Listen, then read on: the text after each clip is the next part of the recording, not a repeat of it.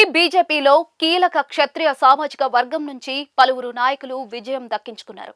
వారి సొంత బలం కావచ్చు, కూటమి హవా కావచ్చు, గత ఎన్నికల్లో విజయం సాధించారు. అయితే పార్టీల తరఫున, ప్రభుత్వం తరఫున వారు గలం వినిపిస్తే మంచిదే. ఇలా చేయాలనే పార్టీలు కూడా చెప్తూ ఉన్నాయి. కానీ ఆ దిశగా ఇద్దరు కీలక నాయకులు మాత్రం అడుగులు వేయలేకపోతూ ఉన్నారు. సొంత గ్రాఫ్ కోసం విన్యాసాలు చేస్తున్నారనే వాదనను బలపరుస్తూ ఉన్నారు. రఘురాం కృష్ణరాజు ఉండి నియోజకవర్గం నుంచి విజయం దక్కించుకున్న ఆయన ప్రజల కోసం పనిచేస్తే అందరూ హర్షిస్తారు. కానీ ఏడాదిన్నర కాలంలో ప్రజలకు ఇచ్చిన సమయంలో పట్టుమని కొన్ని గంటలకే పరిమితమైంది.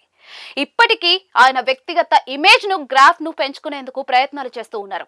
తనపై వస్తున్న వాదనలు, విమర్శలకు సమాధానమిచ్చేందుకు నిరంతరం వీడియోలు చేసేందుకు పరిమితమవుతూ ఉన్నారు. దీనిని టీడీపీ నాయకులు హర్షించలేక పోతూ ఉన్నారన్నమాట. విష్ణుకుమార్ రాజు బీజేపీ నాయకుడిగా అందరికీ సుపరిచితుడు అయిన ఉత్తరాంధ్రలోని విశాఖపట్నం ఉత్తర నియోజకవర్గం నుంచి విజయం దక్కించుకున్నారు.